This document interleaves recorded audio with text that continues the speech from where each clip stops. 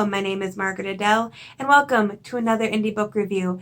And I low-key feel bad about pushing this one out because, like the last review I did, this book's release date has been postponed significantly because of the everything. So at some point, I'm going to have to start reviewing books that people can actually go out and read sooner than 5 months from now. But I adored this, and I wanted to talk about my feelings while they were still fresh. So today I am discussing Dragon Called by Lockharte and Cassie Alexander. This is one of the best trashy, angsty paranormal romances. Very much a guilty pleasure read, but you'll love it anyway. All about a young nurse who takes on this job to basically sit up and watch this patient overnight. She doesn't know what's really wrong with the patient, although she's pretty sure what they're telling her happened is not what happened. But she has to go to this, basically a mansion, no, more of a castle, and meets this strange dude who she's pretty sure isn't who he said he was when she first met him, and there's all these other dudes, and they're going out to do this strange thing. Well, you discover from the alternate point of view, because there's 2 points of view, and I love that in a romance novel, that said enigmatic man that drove her to the house is actually the billionaire dragon shifter, Damien Blackwood. And he and his friends are tasked with stopping all of these creatures from an alternate dimension called the Realms from coming into our world through these gates, aka like tears in time, space, whatever. It doesn't really matter. All you know is that big monsters are coming and they fight them off. And the patient that Andy is looking after is actually one of his friends that got injured in a previous monster fight.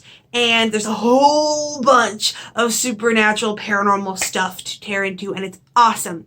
And while she's there dealing with this weird mansion castle that low-key changes its layout, and a cat that's not really a cat, but still loves cheese, she realizes that said Damien Blackwood is a dragon shifter, and she's like, huh, that's weird. And when he says, oh, well, I'm just going to make you forget everything, because, you know, magical powers, he can do that, she says, no, you're not, and refuses to have her memories wiped. So Damien is inexplicably drawn to her, because of course he is, and instead of forcibly wiping her memories, asks her if she might want to date. And it is adorably angsty, and I love it to death. I love our protagonist, Andy Ngo, Ngo,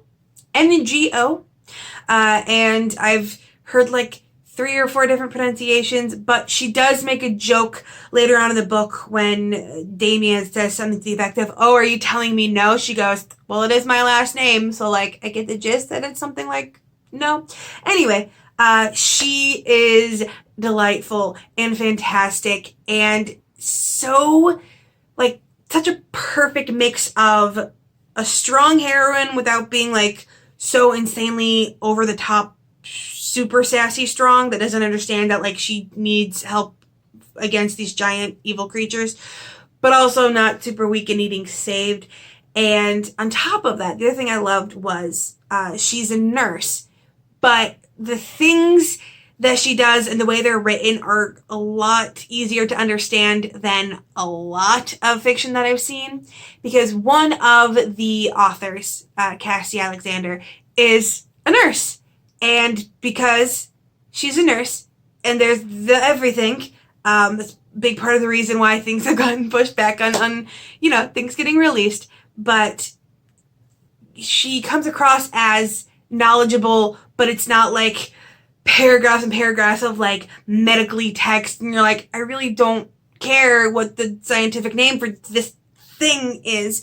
And it was really well done in that. I've read some other books where it was written by someone from that medical field, and it's like, okay, we get it, you work in the medical field, like, can you just explain to me in the stupid words, please? And this uses really simplified language, which I love. And she is very brave in that she's like still actively saving a patient while like really creepy thing is flying around the room. And it also is used very brilliantly as a way to keep her on equal footing with Damien, because for all that he's this, you know, magical dragon shifter that could be a king in the other realms, he don't know shit about like medical problems, so there are times when he has to step back and let her do her expertise.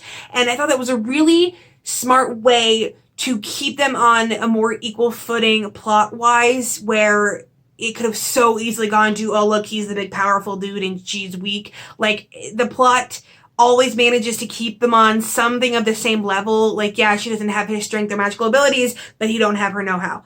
And it was really well done. She is also an Own Voices Asian protagonist, which I really love. We have Kara Lockharte, who offered her Own Voices background for that. So I thought that was really cute, how you had like one author who's a nurse, one author who's Asian American, protagonist is an Asian American nurse. I thought it was really cute. But she's such a likable protagonist, strong without being a trope, but also like has her own desires, and it's very like sex positive, which I also love. Like, he doesn't have to go over the top to seduce her or whatever. She's like, you know what? No, I want this. He is, though, a super broody, angsty, paranormal romance hero with the best of them. He does realize to a certain extent, like, hey, I can't be a caveman about this. Like, he doesn't force her to forget when she says no. So there is that level of it where he genuinely does, like, try to be semi-woke, or as woke as the dragon shifters or any kind of shifters in these books can be. It's a really low bar if you read a lot of the books in this genre. But I loved the brooding. It was CW levels of angst. The whole, I want her, but this lifestyle isn't good for her. He recently, even before this patient, one of his friends got injured. Another one of them had recently died. And so he's thinking a lot about that friend. Like, hey, like, I couldn't protect this dude and he was supernatural. How can I protect this human? And the world is kind of interesting, in which there's the unearthly, i.e., creatures directly from the realms through the rips in time, space, or whatever. And then there are supernaturals, because there are still like werewolves and the like. And it makes a distinction of the unearthly are the ones directly from the realms, and the supernaturals are ones that like might have had ancestors from the realms, but they've been here long enough that like they wouldn't work in the other realms. So we also have werewolves. And one of my favorite parts was like, Andy sees a werewolf for the first time, and of course everyone expects her to be afraid, but she's like, I kind of want to pet the werewolf. And Damien's like, you can't pet the werewolf. And she's like, why not? Like, I'm like, I love that she sees this werewolf and like is shocked for a second, but then Loki like, it's a big dog, I want to pet it. Like, I loved that reaction so much. But the ending, this isn't really a spoiler because they flat out tell you up front, because paranormal romance has always got to tell you whether or not there's an HEA. It's like part of the genre. This is the first book in, I believe, a series or a trilogy. I'm not sure. But this is a series of books that is going to be focusing on the same couple. So you know they're not going to magically end up together and happy at the end of this book. And honestly, it wouldn't have made a lot of sense if they did, because this whole book is like 240 pages. Like, I'll believe lust at first sight and feeling connection over that time span, but like, I think the entirety of the book takes place over like a couple days max. And so it wouldn't have made sense if they were like, oh yes, we're in love and happy now. It definitely is one of those, you have to wait for the happily ever after farther down the line.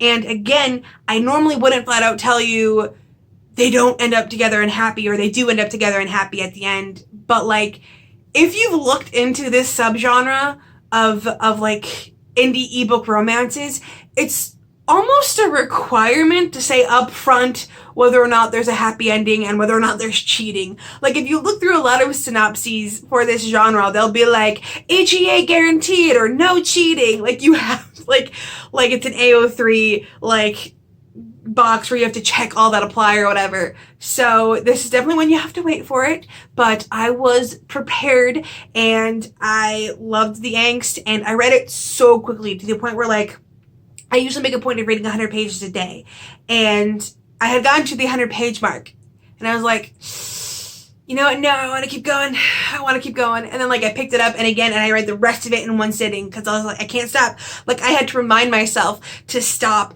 to take notes, because it was just, you know, when that paranormal romance angst hits you just right, it's fantastic. There are also a lot of sex scenes. I can't even remember how many, but a lot. There's sex scenes, there's masturbation scenes, including one of the strangest masturbation scenes I've ever read. Like heroin in the bathtub, yeah, okay, that's pretty standard, but Damien's masturbation scene is so weird.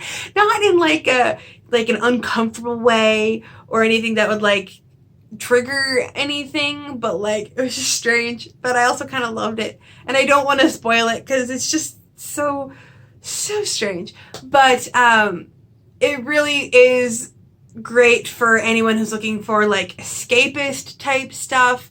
I also love that it is own voices, because I think when a lot of people hear that, oh, we want own voices, POC protagonists, they think, oh, trauma porn or contemporaries all about the struggle. Like, no, I want to see like protagonists of color in everything. Schlocky sci-fi and angsty paranormal romances and like all of that. Like, give me like protagonists of colored POCs everywhere. And so it's really nice to have that. And like I mentioned before, the fact that she's a nurse plays in a lot and is really useful to the narrative without being like too medically, which is another problem I've had with a lot of paranormal romances, is that like they'll give the heroine like one random career aspect just to give her something and then it never matters, but it always matters here. And she like quickly learns how to like operate on a werewolf and like the weird things that come out of werewolves when they have weird things stuck inside them. Those scenes were, but a little bit of gore at one point. So yeah, I guess a content warning for that. She literally basically has to like help remove organs from a werewolf to take a thing out. So like, be on guard for that if that's a thing you're kind of wary about. But beyond that, loved it. Fantastic. I'm so super bummed that y'all are gonna have to wait so long to get to this one because it's not even on Goodreads yet. I read a book. That's how much I love this book. I read it and I finished it, and it doesn't even count towards my Goodreads challenge yet. That's how much I loved it. But because one of the authors is a nurse and the everything is happening, it's gonna be a hot minute before like all of the last final getting ready for publishing stuff is gonna get ready. I don't know all of the ins and outs of indie publishing yet. I probably should with how much I review, but whatever. So I have no idea when this one is coming out. I will probably re-release this review when it does come out, like I'm doing with other reviews that I'm going to have to re-release for very postponed release dates. But if and when you can, definitely check this one out. I believe Cassie Alexander and Kara Lockharte both have books out. I don't remember if they have any others out together, but I'm always a fan of helping, you know, get the word out ahead of time. And I really wanted to give this one some love because, well, anyone who's working in a hospital right now deserves a lot of love. So thank you to the authors for still trying to push this one through, even though the everything is happening. And if you liked this book or the idea of this book, but you can't get it yet, definitely check out some of the author's other stuff. But yeah, I'm really sad you guys can't have this one yet because like, anyway, I am actually open to reviews now. Yay! So I'm so happy that I've like finally whittled my list down. I've got a lot of the big books off, and you know what? I need to spread some happiness. So I am officially open to review requests again. So if you are an indie author and you would like a review like this one, probably not as long as this one, please send me an email. I will have that down in the description below. I will also have my review policy down there. Please be sure to get that or read through before you send that email. It answers a lot of questions and saves us a lot of time. And with nothing else to say, I hope you have a wonderful day and a marvelous tomorrow.